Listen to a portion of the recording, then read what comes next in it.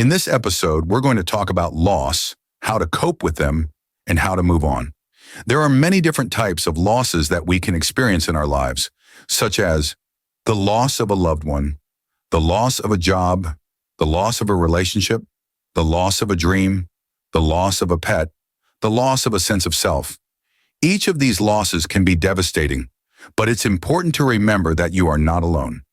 Many people have similar losses and have found ways to cope and move on. 5 ways to cope with loss. There is no one-size-fits-all answer to how to cope with loss. However, there are some general tips that can help. Allow yourself to grieve. It's important to give yourself time to mourn your loss. Don't be afraid to cry or to feel sad or angry. Talk to someone you trust.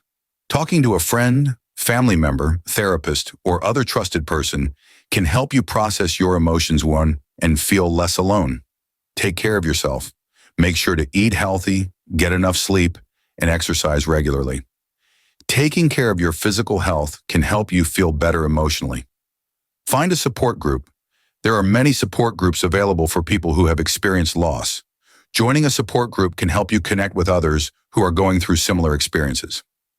Seek professional help. If you're struggling to cope with your loss, you may want to seek professional help from a therapist or counselor. 5 ways to move on. Moving on from a loss is not easy, but it is possible. Here are some tips that can help. Accept the loss. It's important to accept that the loss has happened and that it's okay to feel sad or angry.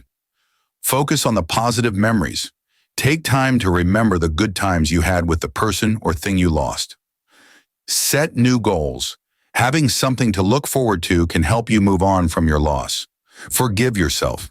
It's okay to make mistakes. Don't beat yourself up over things you could have done differently. Allow yourself to be happy again. It's okay to laugh and have fun again, even though you miss the person or thing you lost. Losing someone or something you love can be a devastating experience. However, it's important to remember that you are not alone.